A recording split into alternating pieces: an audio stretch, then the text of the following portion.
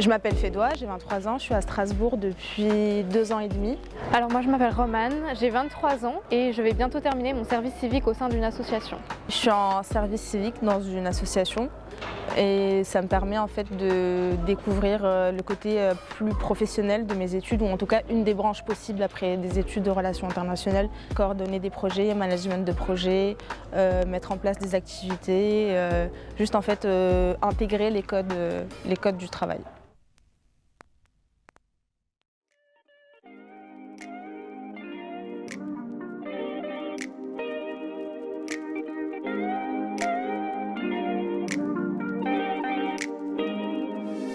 J'ai terminé mon Master 2 de droit international l'année dernière, mais je dois avouer qu'à la fin de mes études, ça me paraissait long et j'avais hâte de pouvoir commencer la vie active parce que c'était beaucoup de théorie et j'avais du mal à voir où ça allait m'amener plus tard. Je pense que, comme beaucoup, après les études, oui, c'est un peu compliqué de trouver un emploi. Donc, il y a beaucoup de gens qui font plusieurs stages, ou par exemple stage service civique, où on peut enchaîner les expériences de volontariat.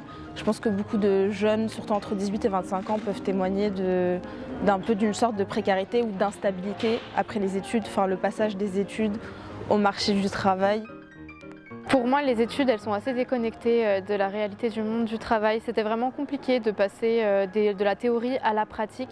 Même lors de mon stage, je me suis rendu compte que énormément de choses que j'ai appris lors du stage, je les ai jamais vues lors de mes études.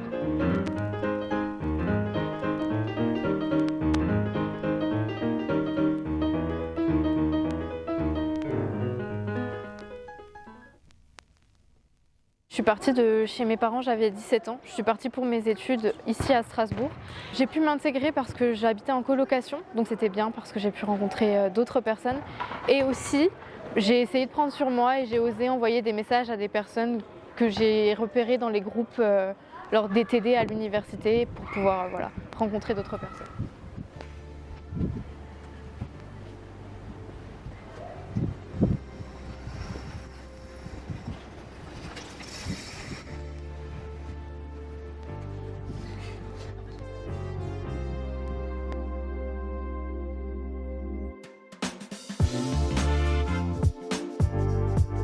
J'ai eu beaucoup de mal à ne pas me comparer aux autres quand je cherchais un emploi, surtout avec certains réseaux sociaux où c'était assez anxiogène de voir les réussites des autres et de se rendre compte que nous, on avait du mal. Mais aussi, parfois, quand je discute avec des amis, je me rends compte qu'on est tous dans la même situation et qu'en fait, il y a beaucoup de paraître parfois aussi sur comment on trouve un emploi et comment on vit notre premier emploi. Alors après mon service civique, j'aimerais continuer dans le milieu associatif. Ça pose aussi la question de la précarité puisqu'on est très peu payé. Le monde associatif est très très intéressant à connaître parce qu'en fait, pour moi, c'est une bulle de potentiel. Mais parfois, il y a tellement de difficultés pratiques, logistiques, financières que tout ce potentiel, il reste en fait peu exploité ou exploité à de certaines limites. Beaucoup de personnes qui travaillent dans l'associatif ou sont volontaires dans l'associatif, elles sont dans des situations de précarité ou en tout cas d'instabilité.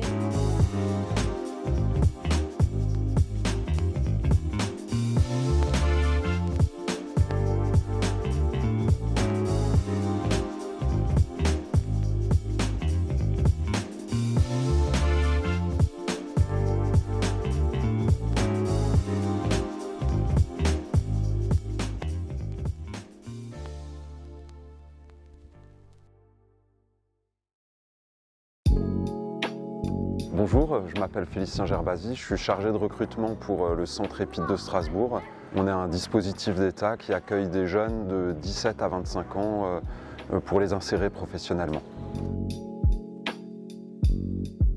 Je travaille dans l'associatif depuis le début de ma vie professionnelle. C'était avant plutôt dans le secteur de l'handicap et ensuite dans le secteur de l'hébergement d'urgence. Et dans ce dispositif spécifique, ça fait depuis 5 ans. Donc à l'EPID depuis 5 ans. Ouais. Les difficultés principales, c'est le logement. Déjà, il est très difficile de trouver un logement. Et la deuxième difficulté, c'est la maîtrise de la langue française.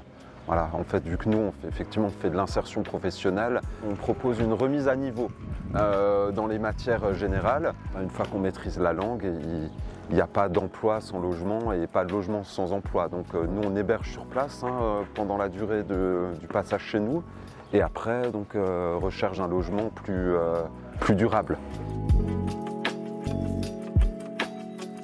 Les jeunes, quand ils arrivent chez nous, donc ils sont logés en internat du lundi au vendredi et les personnes qui n'ont pas moyen d'être logées pendant les week-ends et les périodes de fermeture sont également logées chez nous. Le but, c'est vraiment de partir avec les outils en fait, pour s'insérer professionnellement.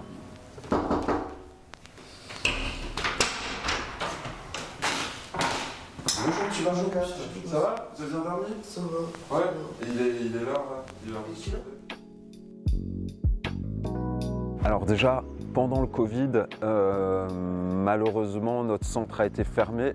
On a été réquisitionné pour accueillir des publics encore plus vulnérables que ceux qu'on accueille. On a perdu de vue pas mal de jeunes à ce moment-là. Certains étaient logés à l'hôtel, certains étaient en famille et on les joignait plusieurs fois par semaine. Ensuite, quand la crise s'est terminée, on a eu des difficultés à aller chercher les jeunes là où ils étaient. On a dû reprendre contact parce que tout s'était déstructuré, même les réseaux associatifs, le fonctionnement des missions locales, et on a mis un certain temps pour remplir de nouveau notre dispositif en fait. J'ai fait une demande de logement social à l'assistante Sophia et je suis en attente, et de mon côté, mais les gens ne répondent pas ou c'est déjà pris, du coup je suis en recherche. D'accord, ok. Franchement, ça ferait plaisir à tout le monde que vous passiez nous saluer si un jour vous en avez l'occasion, quoi. Ouais, j'ai votre numéro de téléphone, je vous appellerai, d'accord? Ok.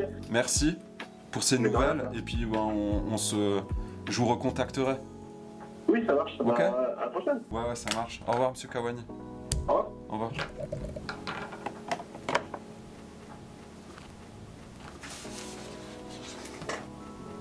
Ah, puis ce jeune, il était cool, hein.